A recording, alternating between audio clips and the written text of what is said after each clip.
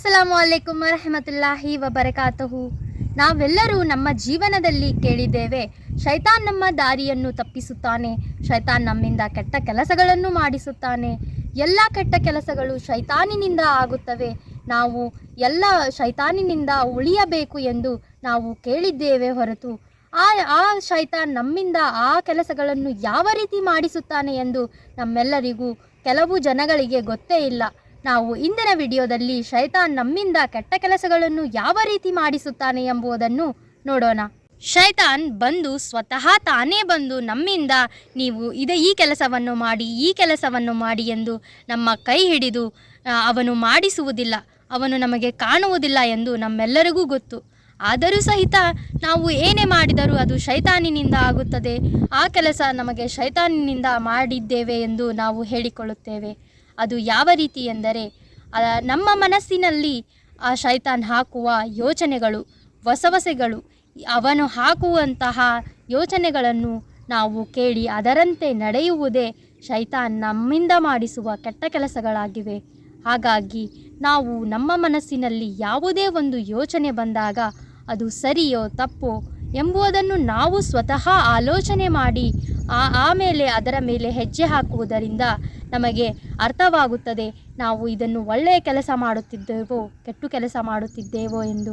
ಅದಕ್ಕೆ ಅಲ್ಲಾಹನು ಕುರಾನಿನಲ್ಲಿ ನಮ್ಮೆಲ್ಲರಿಗೂ ತಿಳಿಯಲಿ ಎಂದು, ನಾವೆಲ್ಲರೂ ಇದರಿಂದ ಎಚ್ಚೆತ್ತುಕೊಳ್ಳಲಿ ಎಂದು ಅಲ್ಲಾಹನು ಕುರಾನಿನಲ್ಲಿ ಶೈತಾನ್ ನಿಮ್ಮ ತೆರೆದ ಶತ್ರು ಆಗಿದ್ದಾನೆ, ಅವನಿಂದ ಬಚಾವಾಗಿರಿ ಎಂದು ಅಲ್ಲಾಹನು ನಮಗೆ ಹೇಳಿಕೊಟ್ಟಿದ್ದಾನೆ.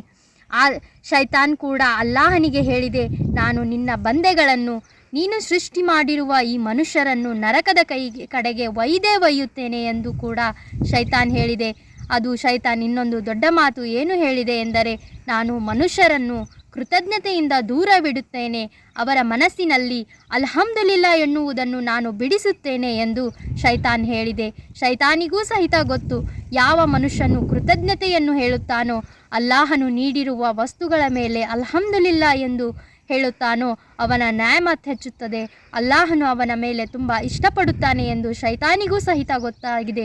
ಹಾಗಾಗಿ ನಾವೆಲ್ಲರೂ ಶೈತಾನಿನಿಂದ ಉಳಿಯಬೇಕು ಎಂದರೆ ನಮ್ಮ ಮನಸ್ಸಿನಲ್ಲಿ ಅತಿ ಹೆಚ್ಚು ನಾವು ಅಲ್ಹಮ್ದುಲಿಲ್ಲಾ ಹೇಳಬೇಕು, ಕೃತಜ್ಞತೆ ಹೇಳಬೇಕು. ಅದೇ ಸಮಯದಲ್ಲಿ ಶೈತಾನ್ ಇನ್ನೊಂದು ಪ್ರಮುಖವಾದ ವಿಷಯವನ್ನು ಹೇಳಿದ್ದಾನೆ. ಅದು ಏನು ಎಂದರೆ, ಯಾವೊಬ್ಬ ಮನುಷ್ಯನು ಒಳ್ಳೆಯ ದಾರಿಯಲ್ಲಿ ಹೊಂಟರೆ ನಾನು ಅವನನ್ನು ಮೇಲಿಂದ ಕೆಳಗಿಂದ ಎಡಗಡೆಯಿಂದ ಬಲಗಡೆಯಿಂದ ಅಟ್ಯಾಕ್ ಮಾಡಿ ಏನಾದರೂ ಮಾಡಿ ನಾನು ಅವನ ಒಳ್ಳೆಯ ದಾರಿಯನ್ನು ಬಿಡಿಸುತ್ತೇನೆ. ಅಷ್ಟು ಮೀರಿ ಅವನು ಒಳ್ಳೆಯ ದಾರಿಯಲ್ಲಿ ನಡೆಯುತ್ತಾ ಹೋದರೆ ನಾನು ಅವನ ದಾರಿಯಲ್ಲಿ ಗಟ್ಟಿಯಾಗಿ ಕುಳಿತುಕೊಂಡಾದರೂ ಅವನ ದಾರಿಯನ್ನು ತಪ್ಪಿಸುತ್ತೇನೆ ಎಂದು ಅಲ್ಲಾಹನಿಗೆ ಶೈತಾನ್ ಹೇಳಿದ್ದಾನೆ. ಇದೇ ಸಮಯದಲ್ಲಿ ಅಲ್ಲಾಹನು ಆ ಶೈತಾನಿಗೆ ಒಂದು ಮಾತನ್ನು ಹೇಳಿದ್ದಾನೆ. ಅದು ಏನು ಎಂದರೆ, ನೀನು ಎಷ್ಟೇ ಪ್ರಯತ್ನ ಮಾಡು, ನೀನು ಎಷ್ಟೇ ನಿನ್ನ ತಾಕತ್ತನ್ನು ಉಪಯೋಗಿಸಿ ಅವರ ದಾರಿಯನ್ನು ತಪ್ಪಿಸಲು ನೋಡಿದರೂ ನನ್ನ ಬಂದೆಗಳನ್ನು ನೀನು ಯಾವ ರೀತಿಯಾದ ದಾರಿಯನ್ನು ತಪ್ಪಿಸಲು ಸಾಧ್ಯವಿಲ್ಲ. ನನ್ನ ಒಂದು ನಂಬಿರುವ ಬಂದೆಗಳನ್ನು ನಿನ್ನ ಕೈಯಿಂದ ಏನು ಮಾಡಲು ಸಾಧ್ಯವಿಲ್ಲ ಎಂದು ಅಲ್ಲಾಹನು ಹೆಮ್ಮೆಯಿಂದ ನಮ್ಮೆಲ್ಲರ ಬಗ್ಗೆ ಶೈತಾನಿನ ಮುಂದೆ ಹೇಳಿದ್ದಾನೆ. ಶೈತಾನಿನ ಶಕ್ತಿ ಪ್ರತಿ ಕ್ಷಣವೂ ನಮ್ಮ ಮೇಲೆ ಪ್ರಹಾರ ಮಾಡಲು ಅವನು ಕಾಯುತ್ತಾ ಇರುತ್ತಾನೆ. ನಮ್ಮ ಕಣ್ಣಿಗೆ, ನಮ್ಮ ಮನಸ್ಸಿಗೆ ತಪ್ಪುಗಳನ್ನು ಚಿಕ್ಕದಾಗಿ ತೋರಿಸುತ್ತಾನೆ. ಇದೇನು ಚಿಕ್ಕ ತಪ್ಪು, ಇದನ್ನು ಮಾಡಿದರೆ ಏನೂ ಆಗುವುದಿಲ್ಲ ಎಂಬ ಭಾವನೆಯನ್ನು ನಮ್ಮೊಳಗೆ ಮೂಡಿಸುತ್ತಾ ನಾವು ಚಿಕ್ಕ ತಪ್ಪುಗಳನ್ನು ಮಾಡುವಂತೆ ಮಾಡುತ್ತಾನೆ. ನಮಾಜ್ ಮಾಡುವಾಗ ಈಗ ಇನ್ನೂ ಸಮಯವಿದೆ, ಆಮೇಲೆ ಮಾಡಿದರಾಯಿತು ಎಂದು ಮುಂದೆ ಹಾಕುವ ಕೆಲಸಗಳನ್ನು ಮಾಡಿಸುತ್ತಾನೆ. ತಪ್ಪುಗಳಿಗೆ ಕ್ಷಮೆ ಕೇಳಬೇಕು ಎನಿಸಿದಾಗ ಇದು ಸಣ್ಣ ತಪ್ಪು, ಇದಕ್ಕೇಕೆ ಕ್ಷಮೆ ಕೇಳಬೇಕು ಎಂಬುವ ಭಾವನೆಯನ್ನು ನಮ್ಮೊಳಗೆ ಹಾಕುತ್ತಾನೆ. ಇದೇ ರೀತಿ ಒಳ್ಳೆಯ ಕೆಲಸಗಳನ್ನು ನಾಳೆ ಮಾಡೋಣ ಎಂಬ ಭಾವನೆ ನಮ್ಮೊಳಗೆ ಬಂದಾಗ ನಾವು ಅರಿತುಕೊಳ್ಳಬೇಕು, ಇದು ಶೈತಾನಿನ ಕೆಲಸ. ಒಳ್ಳೆಯ ಕೆಲಸದಲ್ಲಿ ನಾವು ತಡ ಮಾಡಬಾರದು, ನಾವು ಹಿಂದೆ ಈ ಕೆಲಸವನ್ನು ಮಾಡಬೇಕು ಎಂಬ ಒಂದು ಗಟ್ಟಿಯಾದ ನಿರ್ಧಾರವನ್ನು ನಾವು ಮಾಡಿಕೊಂಡಾಗ ಶೈತಾನನ್ನು ನಾವು ಸೋಲಿಸುತ್ತಾ ಹೋಗುತ್ತೇವೆ. ಶೈತಾನ್ ಪ್ರತಿದಿನ ಪ್ರತಿ ಕ್ಷಣ ನಮ್ಮ ಜೀವನದಲ್ಲಿ ಕೆಟ್ಟ ಕೆಲಸಗಳನ್ನು ಮಾಡಿಸಲು ತುಂಬ ಸದಾ ಆ್ಯಕ್ಟಿವ್ ಆಗಿರುತ್ತಾನೆ. ಹಾಗಾಗಿ ನಾವು ನೋಡುವಂತಹ ದೃಷ್ಟಿಯನ್ನು ಬದಲು ಮಾಡಿಸುವ, ನಮ್ಮ ಯೋಚನೆಗಳನ್ನು ಬದಲು ಮಾಡುವ ಒಂದು ಪ್ರಯತ್ನದಲ್ಲಿ ಇರುತ್ತಾನೆ. ಇದೇನು ಸಣ್ಣ ಸುಳ್ಳು, ಇದನ್ನು ಹೇಳಿದರೆ ಏನೂ ಆಗುವುದಿಲ್ಲ, ಇದು ಯಾವ ತಪ್ಪು ಅಲ್ಲ, ಯಾವ ಗುಣಾನೂ ಅಲ್ಲ ಎಂಬುವ ಭಾವನೆಯನ್ನು ಮೂಡಿಸಿ ಸಣ್ಣ ಸಣ್ಣ ಸುಳ್ಳುಗಳನ್ನು ಹೇಳಿಸುವಂತೆ ಮಾಡುತ್ತಾನೆ. ಮತ್ತು ಕಳುವು ಮಾಡುವುದರಿಂದ ಇದೇನೋ ಅವಶ್ಯಕತೆಗೆ ಇದು ಅಷ್ಟೊಂದು ದೊಡ್ಡ ಕಳುವಲ್ಲ ಎಂದು ನಮ್ಮ ಕೈಯಿಂದ ಕಳುವು ಮಾಡಿಸುತ್ತಾನೆ. ಇನ್ನೊಬ್ಬರ ಜೀವನವನ್ನು ಮೋಸ ಮಾಡುವಂತೆ ಮಾಡುತ್ತಾನೆ. ಇದೇ ರೀತಿಯ ಅನೇಕ ಕೆಟ್ಟ ಕೆಲಸಗಳನ್ನು ಸದಾ ಮಾಡಿಸುವಂತಹ ಪ್ರಯತ್ನದಲ್ಲಿ ಶೈತಾನ್ ನಮ್ಮೊಂದಿಗೆ ಸದಾ ಇರುತ್ತಾನೆ.